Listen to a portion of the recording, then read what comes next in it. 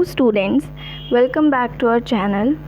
So today we are going to start a very new chapter of your mathematics book, Algebraic Expression and Identities, which is chapter 9 of class 8 NCERT book. इस video के अंदर हम आपको इस chapter का introduction देंगे. And before starting the video, I would say that please ignore the background noises. It's not in my hand to control them. So let us start with the introduction. Introduction क्यों दिया जाता है chapter का? ताकि आप उसका ना exercise, अगर हम डायरेक्टली जंप कर जाएंगे towards the exercise portion of your chapter, तो एक्सरसाइज का जो बेस है ना, जो क्वेश्चन सॉल्व करने का, आप वो क्वेश्चन, अगर मैं कोई फार्मूलाज वगैरह या जो भी है कोई पैटर्न बता दूंगी, आप उस पैटर्न को समझ के वो गिनती के 4-5 क्वेश्चन कर लोगे सॉल्व. लेकिन out of the box question करने के लिए आपको उस एक्सरसाइज का जो मेन पार्ट है, यानी कि उसका जो बेस है, उसके जो कॉन्सेप्ट्स हैं वो क्लियर करने पड़ेंगे. उसी के रिगार्डिंग है हमारी आज की ये video. So let us start. सबसे पहले सीखते हैं एक्सप्रेशंस क्या होते हैं. एक्सप्रेशंस के कुछ एग्जांपल्स दिए गए हैं यहाँ पे, जैसे x+3, 2y - 5, 3x² and 4xy + 7. अब ये जो कोमा जो सेपरेट कर रहे हैं एक एक्सप्रेशन को, कोमा से पहले एक पूरा एक्सप्रेशन है. जैसे x+3 एक एक्सप्रेशन है, 2y - 5 ये एक एक्सप्रेशन है. अब इसको एक्सप्रेशन के अंदर, मतलब इसको अगर हम डिवाइड करके देखें सेक्शंस के अंदर, तो क्या क्या होता है, किस चीज़ का बना होता है एक्सप्रेशन. तो यहाँ पे दिया गया है वेरिएबल्स एंड कांस्टेंट्स का. वेरिएबल्स और कांस्टेंट्स क्या होता है? कांस्टेंट्स और वेरिएबल देखो, अगर एग्जांपल से समझे, 2y - 5 में जो y है वो वेरिएबल है, और जो ये 2 और 5 है ये कांस्टेंट्स हैं. वेरिएबल का मतलब अगर नाम से देखा जाए तो वेरी करने वाला, यानी कि जो बार बार चेंज होता है. अब अगर हम y की जो कुछ वैल्यू अलग लें तो इस पूरे एक्सप्रेशन की कुछ और वैल्यू आएगी, यानी कि y की जो वैल्यू है वो चेंज करती रहेगी विद टाइम. लेकिन जो कांस्टेंट्स हैं, यानी कि जो फिक्स है 2 और 5, इस 2 और 5 की वैल्यू 2 और 5 ही है. ये कभी 7 या 8 या 100 कभी नहीं हो सकती. लेकिन y की वैल्यू 100 भी हो सकती है, कुछ भी हो सकती है y की वैल्यू. ये चेंजेबल है, और कांस्टेंट जो हैं वो फिक्स होते हैं. और अब ये जब दोनों मिल जाते हैं, वेरिएबल्स और कांस्टेंट्स, तो फॉर्म होता है हमारा एक्सप्रेशन. नेक्स्ट पॉइंट दिया हुआ है, there is some value of a variable. जैसा कि मैंने बताया, हर एक वेरिएबल की कुछ ना कुछ वैल्यू होती है.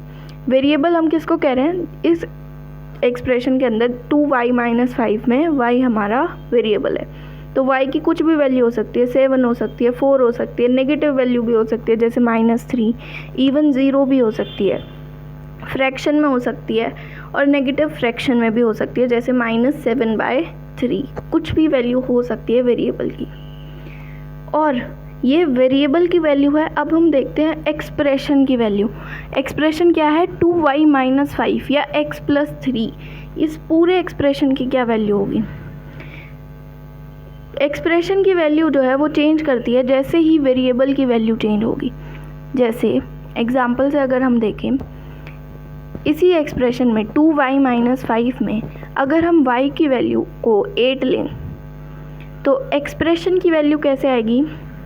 y की जगह पे अगर हम 8 लिख दें और इस एक्सप्रेशन को सॉल्व करें, 8 × 16, 16 - 5 विल बी और 11, यानी कि इस पूरे एक्सप्रेशन की वैल्यू आती है हमारे पास 11, अगर हमने y को 8 वैल्यू माना है. और अगर हम वहीं दूसरी साइड पे y की वैल्यू को 4 मान लें, तो y की जगह पे हम सब्सटीट्यूट कर दें 4 को इसी एक्सप्रेशन के अंदर 2y - 5 में. y की जगह बस हमें 4 रखना है, तो ब्रैकेट के जो ब्रैकेट से बाहर होंगे वो आपस में मल्टीप्लाई हो जाएंगे, यानी कि 4 × 8, 8 - 5 विल बी 3. अब y की जब हमने 4 ली वैल्यू, तो आंसर आता है 3। आंसर क्या है? Value of expression. तो दोनों में वैल्यू ऑफ एक्सप्रेशन चेंज हुई। कैसे चेंज हुई? जैसे ही वेरिएबल की वैल्यू चेंज हुई। जब y की 8 रखी तो कुछ और आंसर आया, और y की जब वैल्यू 4 रखते हैं तो कुछ और आंसर आता है। नेक्स्ट पॉइंट, आई होप कि ये वाला जो पॉइंट था वो क्लियर हो गया होगा। नेक्स्ट पॉइंट है लेट अस अज्यूम। अब देखते हैं कि ये जो वेरिएबल्स हैं इनको हम नंबर लाइन पे कैसे पोजीशन दे सकते हैं। एक वेरिएबल अज्यूम करते हैं हम इस नंबर लाइन पे जिसकी पोजीशन है ये कैपिटल वाला x। वेरिएबल का नाम है स्मॉल x, और जो पोजीशन है इसकी नंबर लाइन पे ये 0 से लेकर के, या O पॉइंट दिया गया है इसको, O पॉइंट से लेकर के ये जहाँ तक ये नंबर लाइन है उसके ऊपर कहीं एक x नाम की एक पोजीशन है, और उस O पॉइंट से उस x तक का जो डिस्टेंस है उसको हम वेरिएबल x मान रहे हैं, स्मॉल वाला x। स्मॉल वाला x वेरिएबल को डिनोट करता है और जो कैपिटल X है वो उस पोजीशन को डिनोट कर रहा है। ठीक है। अब अगर हमें लिखना है x + 5, 0 से लेकर के कैपिटल X तक का तो वेरिएबल x का डिस्टेंस है, +5 करना है तो एक 5 यूनिट्स जोड़नी पड़ेंगे उसके अंदर। तो जब जहाँ पे 5 यूनिट्स x से लेकर के कैपिटल X यानी कि उस पोजीशन से लेकर के 5 यूनिट्स जब हम ऐड करते हैं तो एक पॉइंट मिलेगा P। तो इस तरीके से हम x + 5 नाम के जो एक्सप्रेशन है उसको हम नंबर लाइन पे डिनोट कर पाएंगे। अब एक जैसे अगला जो एक्सप्रेशन है 4x + 5, अब इसको कैसे लिखेंगे? 4x हमें पता है कि 0 से लेकर के कैपिटल X तक का जो डिस्टेंस है that is the variable small x। अब 4 टाइम्स करना है तो उसी डिस्टेंस को हम रेप्लिकेट कर देंगे। पहला पॉइंट को नाम दिया हमने कैपिटल X, दूसरे पॉइंट को हम दे देंगे A, देन तीसरे पॉइंट को हम देंगे कैपिटल B, एंड जो फोर्थ पॉइंट होगा उसको हम दे देंगे कैपिटल C नाम का। तो ये तो हो गया 4x लिखने का तरीका। अब इसमें +5 करना है तो जैसा हमने ऊपर वाले में किया तो 5 यूनिट्स ऐड करनी है, यानी कि उस लास्ट पोजीशन में 5 यूनिट्स को ऐड कर देंगे तो 5 यूनिट्स की एक पोजीशन मिल जाएगी, उसको बोलेंगे हम D। इस तरीके से हम एक एक्सप्रेशन को नंबर लाइन के ऊपर रिप्रेजेंट करेंगे। अब नेक्स्ट टॉपिक आता है टर्म्स, फैक्टर्स एंड कोफिशिएंट्स। ये काफ़ी इम्पॉर्टेंट टॉपिक है जो इस एक्सरसाइज में यूज़ किया जाएगा। देखो मैंने बताया आपको एक्सप्रेशन क्या होते हैं, वेरिएबल्स और कांस्टेंट से जो मिलकर बनते हैं। जैसे 4x + 5 ये एक पूरा एक्सप्रेशन है। एक्सप्रेशन के अंदर टर्म्स होती हैं। 5 एक कांस्टेंट भी है इस एक्सप्रेशन में, वही 5 एक टर्म भी है। टर्म से मिलके बना है। जो साइन है ना, प्लस माइनस के जो साइंस हैं उनके आगे पीछे जो भी लिखा गया है वो आपकी टर्म होगी। जैसे इस 4x + 5 में 4x एक टर्म है और 5 एक दूसरी टर्म है। तो जब टर्म के साथ टर्म मिलेगी तो एक्सप्रेशन फॉर्म होता है। एक टर्म जो है, अब जैसे 4x है उसको कैसे लिखेंगे? एक टर्म कैसे फॉर्म हो सकती है? Formed as a product of factors. Product यानी कि मल्टीप्लिकेशन, और फैक्टर्स अभी बताते हैं। प्रोडक्ट ऑफ फैक्टर्स, अब जैसे ये टर्म थी 4x, इसका क्या मतलब?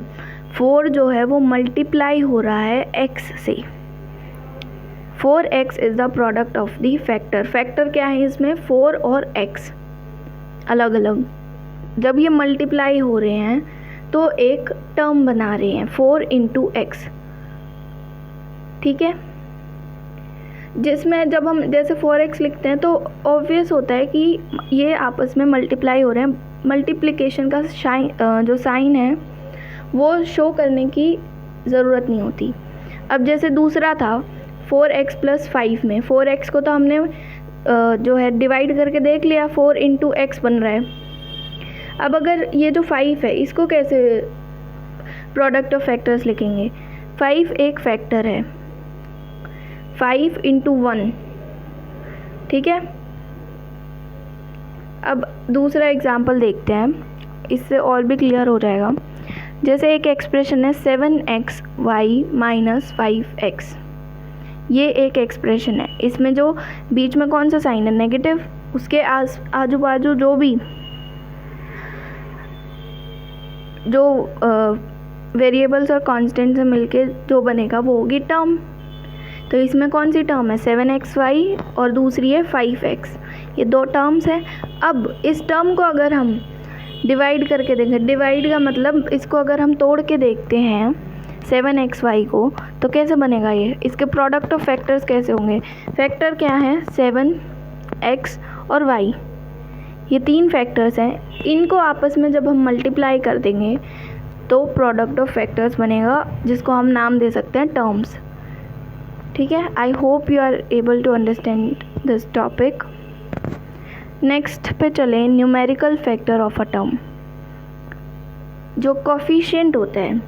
अब हमने एक्सप्रेशन देख लिया और टर्म देख ली, अब आता है कोफिशिएंट का टॉपिक।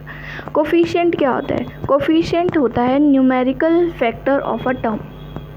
टर्म हमने देख ली क्या होती है, जैसे इसमें थी 7xy, ऊपर वाले एक्सप्रेशन में 7xy माइनस 5x, ये 7xy एक टर्म है। इसका न्यूमेरिकल फैक्टर कैसा बताया मैंने, इसको हम जब तोड़ेंगे 7x और y तीनों अलग अलग हैं, इसमें ये जो तीन जो फैक्टर्स हैं इसमें न्यूमेरिकल यानी कि जो नंबर्स में है वो हो गया हमारा कोफिशिएंट। देखो इसमें जो एग्जांपल दिया गया है इसके सामने 7xy में जो 7 है, ये 7xy एक पूरी टर्म है, इसमें जो 7 है वो हो गया आपका कोफिशिएंट। क्यों, क्योंकि वो एक न्यूमेरिकल फैक्टर है, यानी कि एक नंबर है जो कि एक टर्म से जुड़ा हुआ है। अगर दूसरा एग्जांपल देखें इस वाले में, लेफ्ट हैंड साइड में x स्क्वायर y स्क्वायर, ये एक टर्म है, इसका कोफिशिएंट क्या होगा, इसके सामने तो कुछ भी नहीं लिखा हुआ, कोई न्यूमेरिकल फैक्टर नहीं है, इसका होता है 1। जिस भी टर्म के सामने कोई भी न्यूमेरिकल फैक्टर डिनोट नहीं किया गया तो उसका कोफिशिएंट होगा 1, क्योंकि 1 से मल्टीप्लाई होगी तो वो टर्म अपने आप वही रिजल्ट आता है। 1 के साथ 5 मल्टीप्लाई होता है तो क्या आंसर आता है, 5। तो इसीलिए 1 का कोई इफेक्ट नहीं होता, तो कोफिशिएंट हम किसको मानेंगे, 1। नेक्स्ट उसमें क्या होगा, जैसे माइनस 5x है, ये एक टर्म है। अब इसके अंदर न्यूमेरिकल कोफिशिएंट जो है वो नेगेटिव दिया हुआ है, -5। ठीक है, नेक्स्ट आता है topic monomials, binomials, trinomials and polynomials. इसमें समझते हैं, देखो मोनोमियल्स क्या होते हैं, मोनो यानी कि 1, आपने साइंस में भी पढ़ा होगा, ये बार बार ना एक रिपीट होते हैं, ये प्रीफिक्स है, यानी कि ऐसा वर्ड, मोनो का मतलब होता है सिंगल, 1 यूनिट। ठीक है, तो ये प्रीफिक्स है मोनो, अगर किसी भी वर्ड के सामने लगेगा तो यानी कि वो उस पूरे वर्ड का या जो भी मीनिंग होगा उसके एक यूनिट को डिनोट करता है। मोनोमियल्स में क्या डिनोट कर रहा है, एक, क्या किस चीज़ की यूनिट को डिनोट कर रहा है, ये एक्सप्रेशन विद 1 टर्म, ऐसा एक्सप्रेशन जिसमें सिर्फ एक टर्म हो। एग्जाम्पल जैसे कि 10y, ये एक एक्सप्रेशन है जिसके अंदर एक ही टर्म है और टर्म क्या है, 10y। दूसरा एक्सप्रेशन 4x स्क्वायर और 3xy, ये सारे एक टर्म वाले मोनोमियल्स हैं, एक टर्म वाले एक्सप्रेशन है जिसको हम नाम दे सकते हैं मोनोमियल्स। नेक्स्ट आता है बाइनोमियल्स। अब जो वर्ड है बाई का मतलब होता है 2, डबल, तो इसका मतलब क्या हुआ, बाइनोमियल्स का एक्सप्रेशन विद 2 टर्म्स, 2 टर्म्स के साथ जो एक्सप्रेशन है। जैसे एग्जांपल दिया गया है a + b, तो इसमें 2 टर्म्स हैं, एक टर्म है a और दूसरी टर्म है b। ठीक है, दूसरा एग्जांपल देखिए a + 4, इसमें भी 2 टर्म हैं, एक टर्म है a और दूसरी टर्म है 4। देन आते हैं आपके ट्राइनोमियल्स। ट्राई का मतलब होता है 3, तो expression with 3 terms will be called as trinomials. ऐसे एक्सप्रेशन जिसमें 3 टर्म हो, एग्जाम्पल में देखें 2x + 3y - 5, इसमें 3 टर्म है, एक टर्म है 2x, दूसरी टर्म है 3y और तीसरी टर्म है 5। ठीक है, ये हो गया आपका ट्राइनोमियल। देन आता है पॉलिनोमियल। आई थिंक ये जो ट्राइनोमियल का जो सेकेंड एग्जाम्पल है ये मैंने इनकम्प्लीट लिखा है, I will check it. Polynomials क्या होते हैं? ऐसे एक्सप्रेशन विच में contain any number of terms. इसके अंदर, इन एक्सप्रेशन के अंदर कितनी भी नंबर ऑफ टर्म हो सकती है, वेदर वो 1 हो सकती है, 2 हो सकती हैं, 3 हो सकती हैं, 4 हो सकती हैं, 5, 10, कितनी भी टर्म्स हो सकती हैं, वो होते हैं पॉलिनोमियल्स। एग्जाम्पल देखें, a + b + c + d, 4 terms हैं इसमें। नेक्स्ट एग्जाम्पल में 7xyz - 10, तो इसमें कितनी टर्म्स हैं? 2 टर्म्स है ना। माइनस साइन जो है आपस में अलग कर रहा है, तो माइनस के पहले वाली टर्म 7xyz और दूसरी टर्म 10, तो इसमें 2 टर्म है, लेकिन फिर भी पॉलिनोमियल कहलाया जाएगा।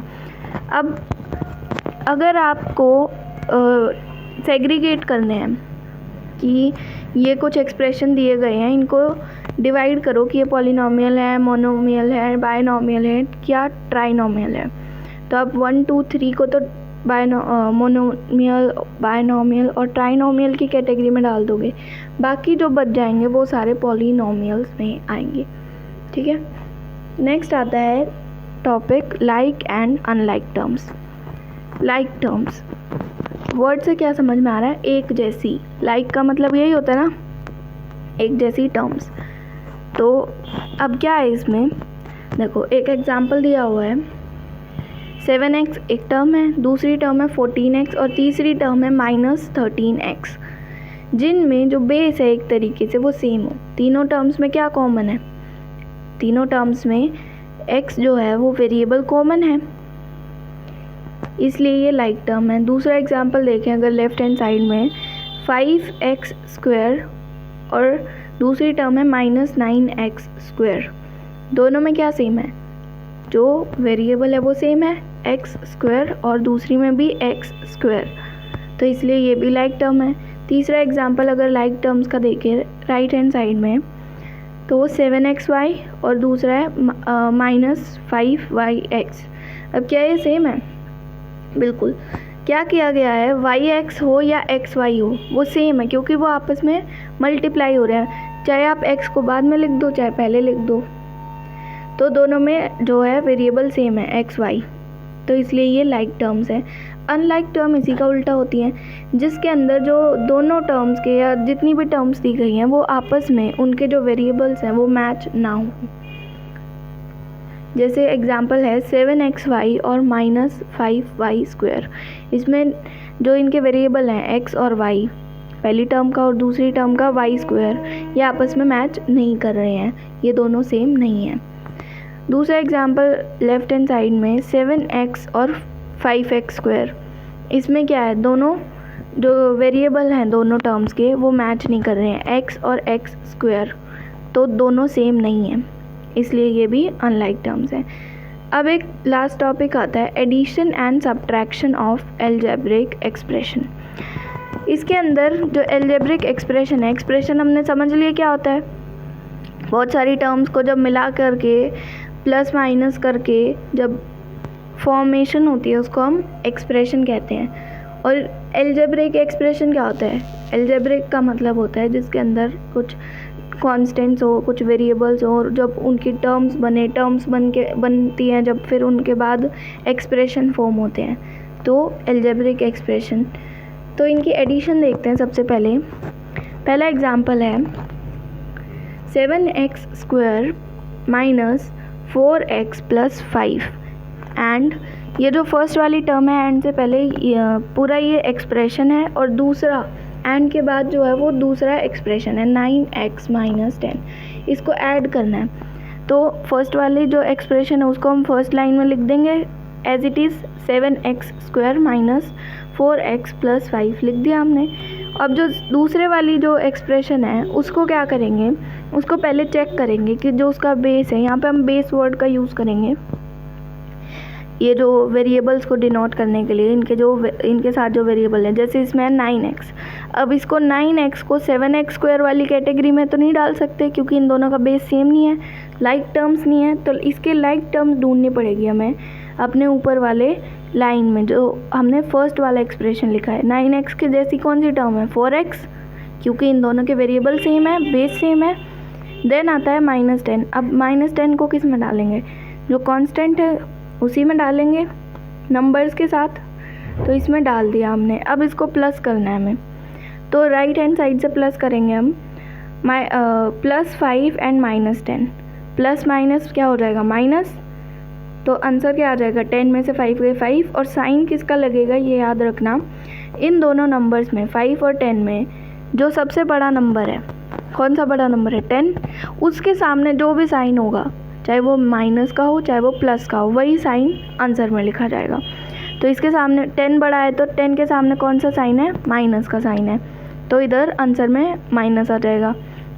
ठीक है, अब दूसरी उसमें लेफ्ट हैंड साइड अगर हम मूव हुए -4x + 9x, plus minus minus हो जाएगा, 9x - 4x कितना आ गया 5x, बड़े नंबर में से छोटा नंबर ही तो माइनस होगा, तो 5x आ गया। अब इन दोनों में से बड़ा कौन सा है, 9 बड़ा है या 4 बड़ा है, तो 9 बड़ा है, जो 9 के सामने जो भी साइन होगा वही आंसर में साइन आ जाएगा, चाहे वो प्लस हो चाहे वो माइनस हो। तो इसमें 9 के सामने कौन सा साइन है प्लस का, तो आंसर में हम क्या लिखेंगे प्लस, और इसमें हमने किया क्या था माइनस, 9x में से 4x माइनस किए थे, क्यों, क्योंकि प्लस माइनस माइनस होता है।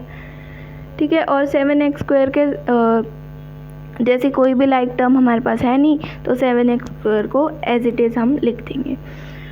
ठीक है, अब अगले एग्जाम्पल में मूव होते हैं।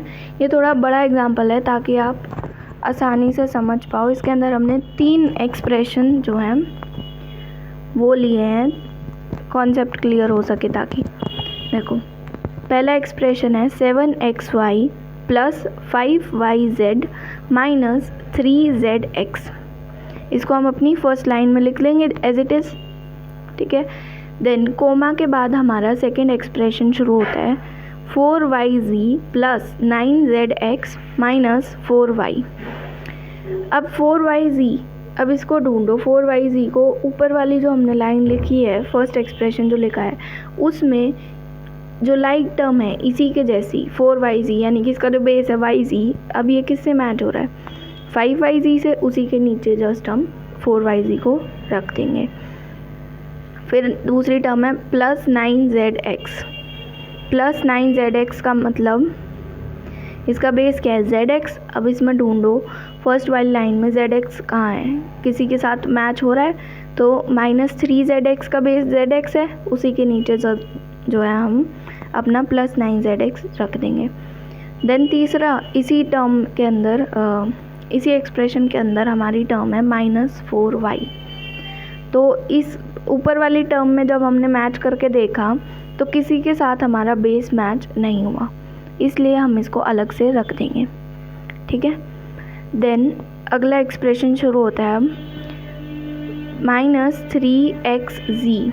इसको हम तीसरी लाइन में लिखेंगे, और कहाँ पे लिखेंगे, पहले हमें बेस देखना पड़ेगा, चाहे मैंने जैसा ऊपर बताया था कि चाहे xz हो चाहे zx हो, कोई भी पहले हो, क्योंकि मल्टीप्लाई हो रहे हैं तो आगे पीछे कोई ख़ास मायने नहीं रखता आगे पीछे नंबर रखने से।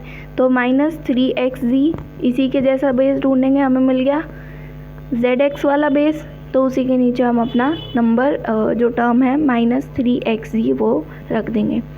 देन है +5x।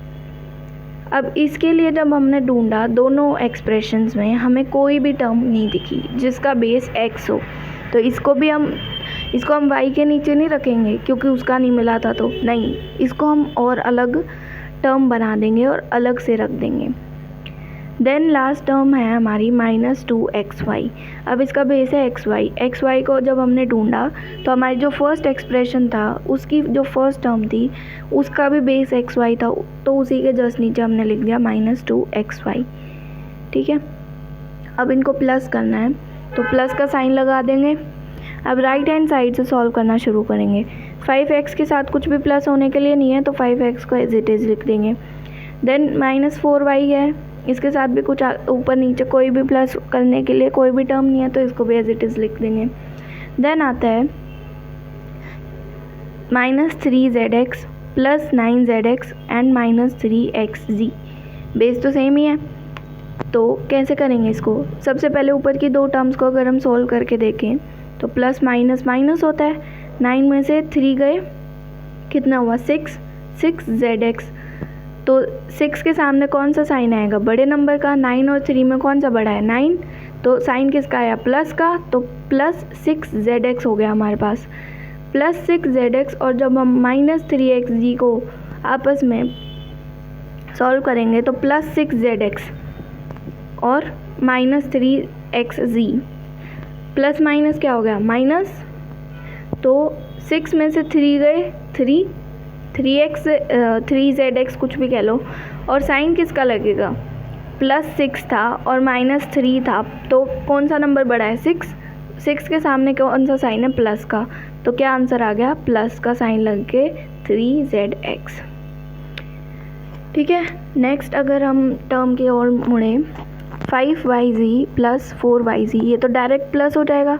5 प्लस 4 9yc, इनका बेस लिख देंगे हम, और इसके सामने साइन आ जाएगा प्लस का ही, क्योंकि हमने कोई साइन चेंज नहीं किया है। देन आता है 7xy। 7xy के सामने हमने कोई साइन नहीं लिखा हुआ, इसलिए ये प्लस का साइन है। 7xy माइनस 2xy, 7 में से 2 गए, 5। साइन किसका आ जाएगा? जिसका नंबर बड़ा होगा उसके सामने वाला साइन आएगा। नंबर कौन सा बड़ा है? 7 या 2? 7 बड़ा है, और इसका ये कौन सा नंबर है? पॉजिटिव नंबर है, तो साइन कैसा आ जाएगा? प्लस का साइन। देन हम चलते हैं हमारे next topic, subtraction. Subtraction of algebraic expression. अब ये भी जैसे हमने एडिशन किया है ना, कुछ कुछ वैसा ही है। इसके अंदर हमने टर्म लिखी है subtract 5x² minus 4y² plus 6y minus 3 from 7x² minus 4xy plus 8y² plus 5x minus 3y।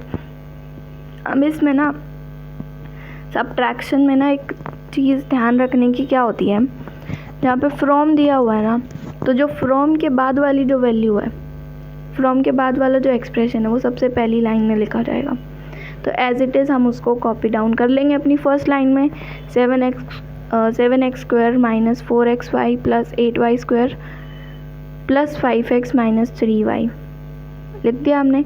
अब सेकंड जो हमने जो क्वेश्चन में जो फर्स्ट टर्म दी गई है, उसको हम इसके नीचे लिख देंगे, वही लाइक टर्म्स को मैच करके। 5x² के बेस के साथ जिसके साथ लाइक टर्म बनाएगा उसके नीचे आ जाएगा। देन माइनस 4y² 8y² के नीचे आ जाएगा, क्योंकि बेस सेम है। देन 6y किसके नीचे आ जाएगा? 3y के नीचे, और माइनस 3 अलग से, क्योंकि ऊपर वाली जो टर्म हमने लिखी है फर्स्ट लाइन में, इसके अंदर कोई भी न्यूमेरिकल कांस्टेंट नहीं है। ठीक है, तो अलग से हम इसको लिख देंगे। अब इसमें एक और बात सब्ट्रैक्शन में ध्यान रखने वाली क्या होती है, एक लाइन छोड़ दो। आपने फर्स्ट एक्सप्रेशन लिख दिया, सेकंड लिख दिया, उसके जस्ट बाद आप एक लाइन छोड़ दो, और फिर आप आंसर की जो है वो लाइंस मार्क करो। उस एक लाइन में, उस खाली लाइन में क्या लिखना होता है, जो भी आपके जो बेस के जो टर्म्स लिखे हैं आपने, उनके सामने जो साइन है उसका उल्टा कर दो।